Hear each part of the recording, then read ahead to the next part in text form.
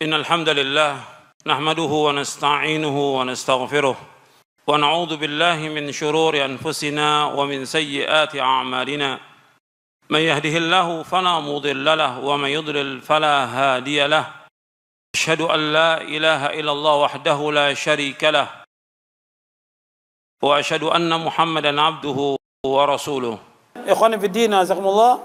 Kita juga usahakan meninggalkan majelis-majelis yang tidak ada manfaatnya. Ya, apakah itu telepon, SMS, ngobrol, majelis, atau apa saja, pekerjaan yang tidak manfaat tinggalkan. Kita harus tinggalkan semuanya. Sebab Nabi bersabda, "Min husni islamil mar'i tarkuhu ma la ya'ni." Kebaikan Islam seorang meninggalkan apa yang tidak bermanfaat. Jadi majelis yang enggak bermanfaat tinggalkan. Kemudian jangan tunda-tunda. Apa yang bisa kita lakukan sekarang, kita lakukan. Jangan ditunda. Makanya ikhwani fillah, jazakumullah, kita berusaha bagaimana memperbaiki keadaan kita. Antum lihat bab yang ke-6 yang terakhir yang saya akan bahas, yaitu tentang bagaimana kita memperbaiki keadaan kita. Jadi kita memperbaiki masa lalu dan masa yang akan datang. Ini saya ambil dari penjelasan Al-Imam Ibnu Qayyim. Antum lihat bab yang ke-6. Jadi waktu yang telah lalu diperbaiki dengan cara apa? Dengan menyesal, dengan bertaubat, dengan istighfar. Saya ulangi, waktu kita diberikan oleh Allah, kata para ulama, cuma 3 hari atau 3 waktu. Waktu yang lalu, yang sekarang akan datang. Waktu yang lalu, kita ini semua sama. Waktu yang lalu, saya, antum, kemudian para penguasa, para raja, orang kaya, pejabat, sama semuanya. Semuanya sama. Waktu yang lalu kita sudah banyak berbuat dosa dan maksiat. Saya dan antum sama. Waktu yang lalu itu banyak kita sia-siakan waktu kita dengan perbuatan yang dosa, perbuatan maksiat, perbuatan yang tidak disukai oleh Allah. Nah sekarang bagaimana? Kita introspeksi, kita taubat kepada Allah, minta ampun kepada Allah. Kita menyesali semuanya. Kemudian yang kedua, waktu yang akan datang. Yang akan datang diperbaiki dengan mencegah diri perbuatan dosa. Itu yang akan datang. Jadi waktu yang lalu dengan bertobat, yang akan datang dengan kita mempersiapkan diri jangan sampai kita berbuat dosa dan maksiat. Tapi yang akan datang belum tentu kita dapat. Yang akan datang, yang besok belum tentu kita hidup. Maka yang paling penting sekarang waktu yang kapan? Yang sekarang ini, yang hari ini kita kerjakan. Itu yang manfaat.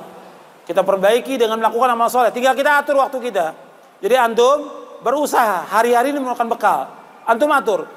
Antum bikin jadwal sendiri. Ini bagaimana mengefisien waktu. Antum jadwal dari mulai subuh antum bangun atau sebelum subuh. Antum bangun jam 3 atau jam 4, atur. Jam 4 antum bangun, sholat tahajud, sholat witir. Kemudian istighfar. Minta ampun kepada Allah. Wabil asharihum yastaghfir. Waktu sahur mereka minta ampun kepada Allah. Kemudian sholat subuh berjamaah. Karena laki-laki wajib sholat berjamaah di masjid. Kemudian zikir pada subuh. Zikir pada sholat. Kemudian zikir pagi. Kalau bisa kita ada waktu lagi sampai syuruk. Kalau nggak bisa, pulang baca Quran sedikit. Berapa ayat baca Quran?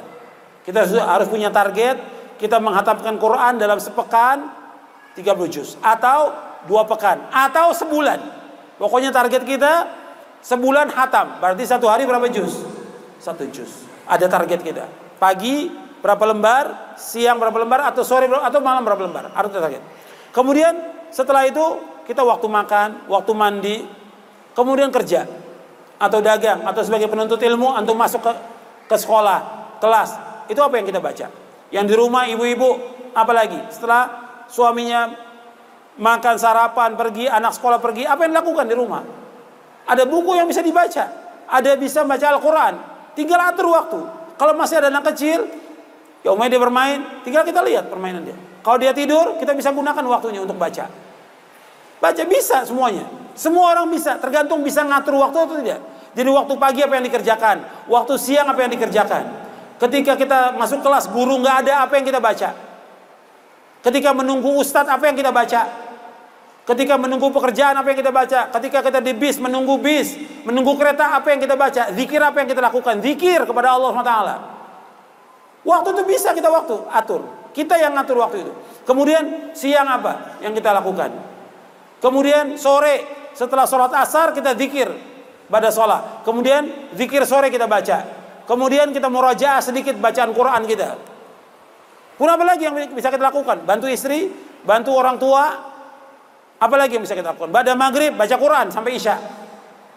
Jangan nyalakan HP sudah. Matikan semua HP itu. Maghrib sampai isya baca. Antum baca, istri antum baca, anak antum baca. Kemudian makan sama-sama. Jangan masing-masing, makan sama-sama. Dengan istri dan anak harus kumpul sama-sama. Kemudian pada isya apa yang kita lakukan lagi? Terus sampai menjelang tidur, zikir apa yang kita baca menjelang tidur. Jadi ada target kita. Sehari berapa buku yang kita baca, atau sehari berapa lembar yang kita baca. Quran juga. Jadi tinggal kita bikin jadwal untuk kita. Orang lain nggak perlu tahu. Kalau itu kita gunakan, insya Allah kita sukses. Dan banyak yang bisa kita lakukan. Begitu juga amal-amal soleh yang kita bisa lakukan setiap hari, setiap pekan, apa yang kita lakukan. Dan jangan tinggalkan untuk selalu mengerjakan sholat pada waktunya dengan berjamaah. Itu perhatikan itu. Jangan lupakan zikir pagi dan sore dan zikir-zikir yang umum. Jangan lupakan juga untuk berbuat baik pada orang tua. Ingat itu. Setiap hari mesti ketemu dengan orang tua. Kalau orang tua kita jauh, kita telepon. Setiap pekan datangi orang tua. Kalau jauh juga luar kota, usahakan setiap 2 pekan atau sebulan sekali datangi orang tua. Berbuat baik. Karena itu jalan menuju surga. Berbuat baik orang tua. Perhatikan, seorang istri dia wajib taat kepada suaminya. Apa yang dia harus lakukan untuk menyenangkan suaminya? Mengurus anaknya wajib. Tapi nggak boleh ditinggalkan untuk ngaji, nuntut ilmu, tinggal diatur waktunya.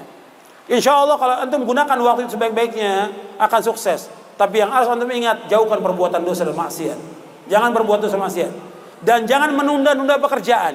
Jangan berbuat dosa maksiat dan jangan menunda pekerjaan. Yang bisa kita kerjakan sekarang kerjakan, jangan ditunda. Dan juga jangan sekali-kali bawa pekerjaan kantor ke rumah, jangan. Yang apa yang di kantor, kerjakan di kantor, selesaikan semua di kantor, jangan dibawa ke rumah. Karena di rumah ada pekerjaan yang wajib kita kerjakan. Untuk istri kita, anak kita, dan untuk kita juga. Kerjaan yang harus kita lakukan. Coba antum atur, antum merubah, ini untuk semuanya. Termasuk juga para penuntut ilmu, bukan hanya orang awam. Antum penuntut ilmu, para dai, para ustadz, banyak para ustadz juga nggak bisa ngatur waktunya. Sehingga habis waktunya bertahun-tahun cuma ngomong aja, ceramah aja di mana-mana, nunggu panggilan, nggak boleh. Dia harus baca dan melakukan amal-amal soleh, berjihad dengan dirinya, dengan hartanya, dan banyak yang harus dilakukan untuk Islam dan kaum muslimin. Bukan hanya ceramah aja, didik umat dengan tauhid kepada Allah, didik umat ini, ajarkan mereka yang benar. Bukan sekedar gimana panggilan orang ceramah, Ustadz nanti ngisinya ini. Kok mau diatur sama orang kaya demikian? Suruh ngisi ini mau? Jangan. Antum isi tauhid kepada mereka. Isi mereka tentang akidah yang benar, pemahaman yang benar sampai mereka paham. Jelaskan mereka pasti akan mati dan kembali kepada Allah yang ditanya pertama kali tentang tauhid oleh Allah Taala. Ingatkan mereka. Dan kita semua pasti akan kembali. Dan kita wajib taubat kepada Allah atas semua dosa. Saya pikir cukup sampai di sini kajian kita. Mudah-mudahan apa yang kita kaji manfaat dan dapat kita amalkan. Wassalamualaikum warahmatullahi wabarakatuh.